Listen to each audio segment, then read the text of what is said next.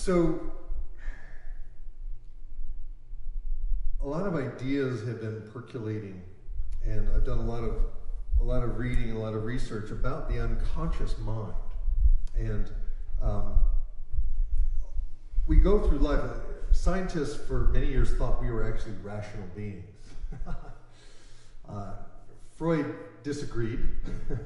Freud had kind of an idea that our unconscious mind was just a seething cauldron of sex all the time, but ultimately your unconscious mind is a very, probably most of what we have going on, because our brain essentially, we have what's called kind of the lizard brain, which is kind of some basic survival, fight or flight kind of stuff. And then we have the mammalian brain that, most animals do just fine, and they're really unconscious. I like to use the example of a Labrador retriever.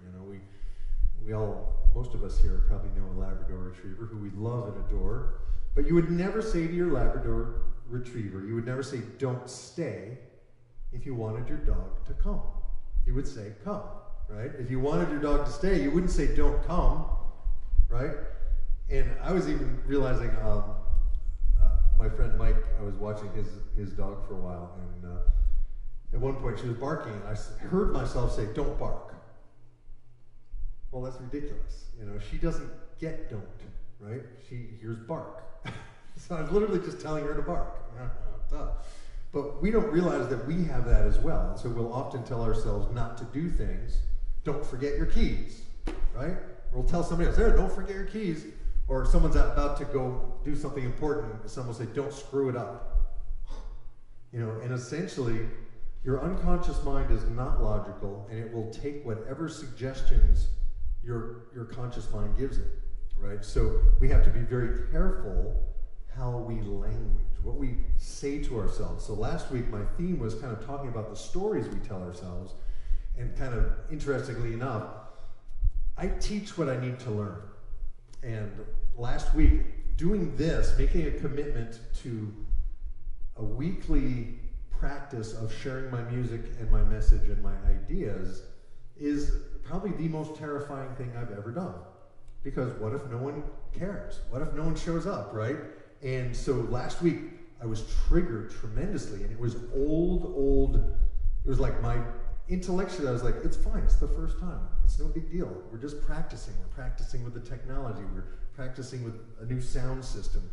And I just need a chance to try it all when there's less pressure, than a room full of 500 people, right? So I got all that intellectually. That's conscious mind stuff. That's our frontal lobe, that's the most recent addition to our brainage.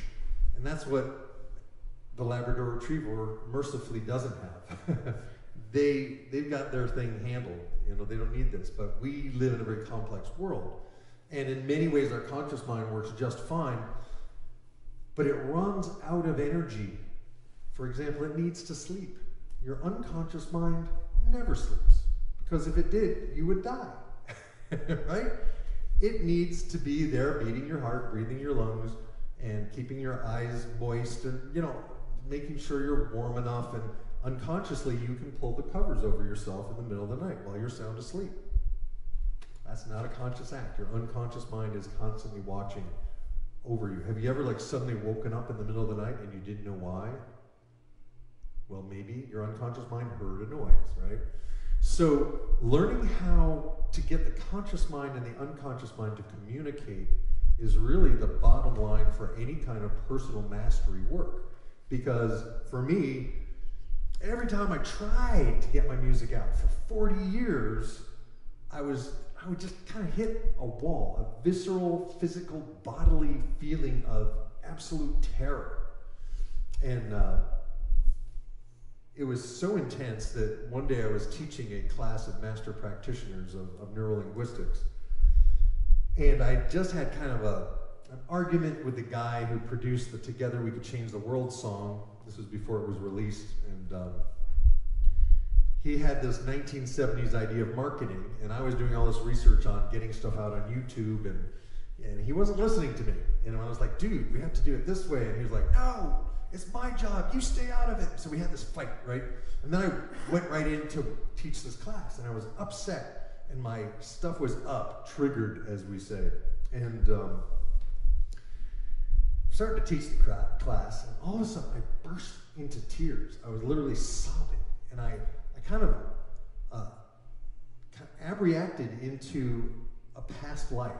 Now, I don't even know if I believe in past lives, but this was such a vivid memory that just bubbled up, and in between sobbing, I was able to guide the class into doing some of the techniques that I would use on me if I were the client. It was perfect, right? And it was a trauma release technique, and it involves kind of setting up a movie theater in your mind and going up to the projection booth and pushing play and watching yourself watch the movie of the event. And so I did this, and they kind of walked me through. There's kind of a script, and they walked me through it, and I was in a medieval court, and I had written a song. I was a minstrel.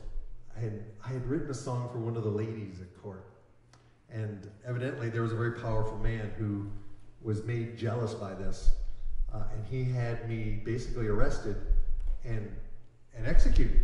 But it wasn't a fast execution. It was slow. It was horrible. And so the idea in this process is you push play and you watch yourself watch the traumatic event in black and white. You don't even have to look at it. And you run it until you're safe on the other side at the end of the event. And in this case, my death finally came, and it was awesome. It was amazingly wonderful, and felt good. And then you step into the picture and rewind it at high speed. So I did that the first time, and I had some information. And then we did it again, and you do it many times until the trauma and the charge literally is taken off of the memory. And it's interesting because this book called Subliminal, How Your Unconscious Mind Rules Your Behavior, scientifically backs up the fact that whether or not there is something like a past life, it doesn't matter. If your unconscious mind believes in past lives, they exist. And the memories we have from our childhood that are often traumatic, a lot of times we have filled in the blanks. And a lot of times they're not accurate at all. So it didn't matter, but every time I went through it, I had more and more information. And I don't know if I believe it, but the guy who had me killed was Henry VIII, and the song that I wrote was Green Sleeves. And for me, once I kind of popped out of the trauma and then did some of the other techniques of timeline therapy to kind of release the whole chain of the memory, it just made tremendous sense, because if on the unconscious level, writing a song and getting the song heard could get you killed, well, of course, every time I'm going to try to get my music out, I'm going to be stopped. It's like the unconscious mind is trying to protect us. So we have to understand the language of the unconscious mind and understand the issues that an unconscious mind deals with. And to go back to the Labrador Retriever, a dog that has been traumatized will often be terrified of, let's say, a thunderstorm or a broom or some object that, a rolled up newspaper, and we have that as well. We can be traumatized, and essentially trauma is a one-time learning event, something that happened that was so intense that it was kind of indelibly seared on our unconscious mind. But doesn't have to be permanent. So what happened for me in that situation was I just had a sense of, well, you know what? It actually doesn't matter if I get my songs out into the world or not, because I wrote Green Sleeves. That is one of the most well-known songs in the history of civilization. Green Sleeves. And pops me into another story. When I was 8 years old, my mom tucked me into bed. It was Christmas time. She went downstairs and she put the phonograph needle on a record of the Robert Shaw Chorale singing Christmas songs. And there was music that came up the stairs, and it was the song, the Christmas version of Green Sleeves, strangely enough. And I felt Green Sleeves that song, What Child Is This, come literally into my body. I felt the energy of that song move up through my body. And all of a sudden I was standing on my bed and I literally felt the energy of music shooting out my fingertips. And it was like, you know, it was intense, it was wonderful. And I don't know if that was the moment when, you know, music kind of came into my life, but it made real sense that on the unconscious level, this song, this anchor of Greensleeves has some significance. And whether or not that really was a past life, who knows, I don't know. But from that moment on, I let go. And that song, Together We Could Change the World, that I was kind of arguing with this guy about, on its own, has gone on to be heard almost 1 million times on YouTube, and people are singing it all over the world. Now, they're not exactly sending me money, so if you are at home, send me money. But it's getting out, and the block seems to be dissipating. And so one of the reasons I wanted to do these Transformation Tuesdays is because I have so much of this music. I mean,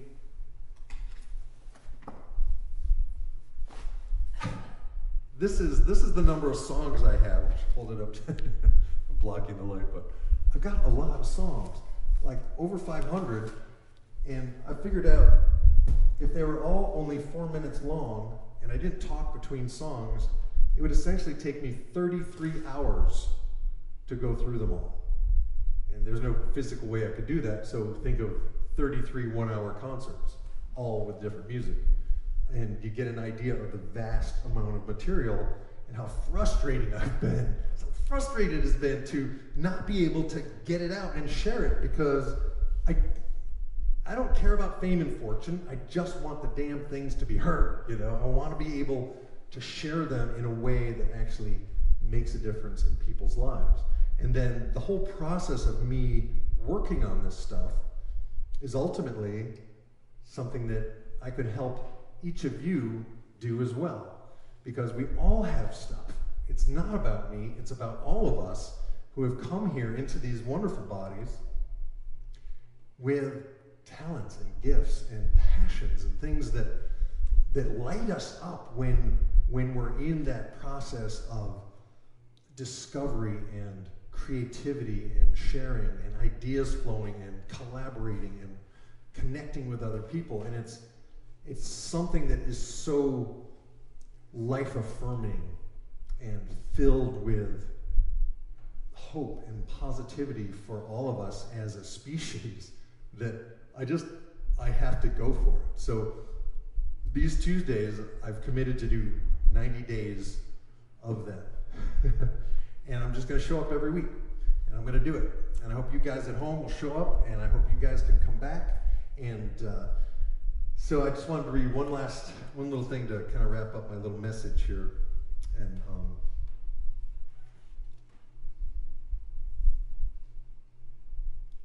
I'm just going to read this one paragraph that opened up. It's different from the one I read you earlier. And this is Subliminal: How Your Unconscious Mind Rules Your Behavior by Leonard Mlodinow. And he's a physicist. And here's what he says. There are few accomplishments, large or small, that don't depend to some degree on the accomplisher believing in him or herself. And the greatest accomplishments are the most likely to rely on that person being not only optimistic, but unreasonably optimistic. It is not a good idea to believe you are Jesus, but believing you can become an NBA player or, like Steve Jobs, come back from the humiliating defeat of being ejected from your own company, or be a great scientist or author or actor or singer may serve you very well indeed, even if it doesn't end up turning out to be true in the details of what you accomplish.